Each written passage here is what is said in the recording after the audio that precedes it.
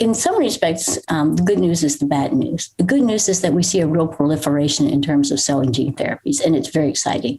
And so many of them are actually coming into, widespread use. I mean, CAR T therapies, certainly right now with a very limited community, lymphoma, leukemia, but, we can see what the promise is going to be.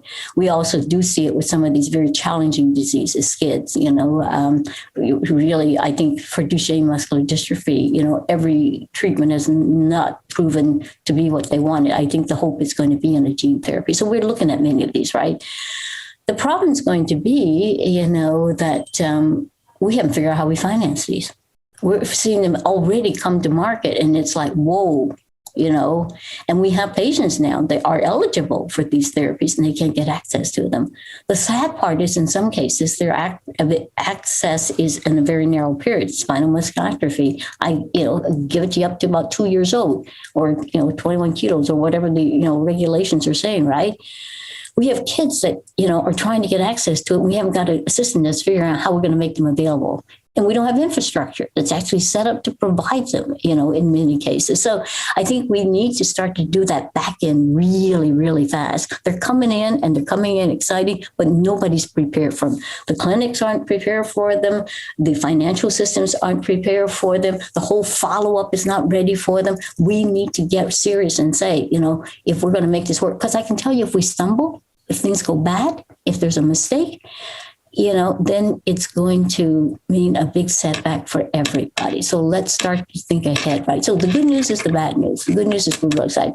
I'll tell you the other thing that really worries me, and right now I'm talking from rare diseases, right? But we know that these gene therapies, cell therapies are coming in not just for rare diseases. They're going to be coming in for much more popular diseases, cardiovascular diseases, for, many kinds of, other kinds of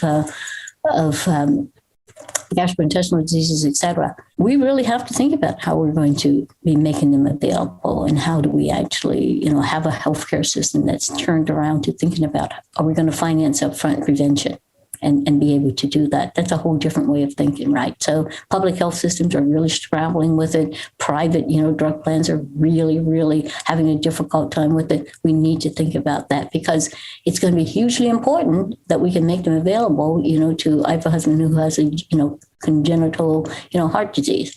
Yeah, I think at some point we could fix this, with gene therapy. But there are, as opposed to, 2,000 people with the rare disease, there are, 2 million people with this heart disease. Like, okay, this is a whole different ballgame that we're talking about, right? So I think we need to kind of think about the coming together in terms of gene therapy for the masses.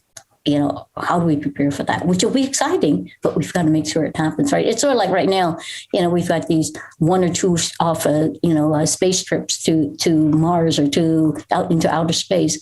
Elon Musk, God bless him, he's thinking about it. I'm going to make this available to the masses. We need Elon Musk working in cell and gene therapies to tell us, how are you going to make this commercially available to everybody? I want this guy on my side.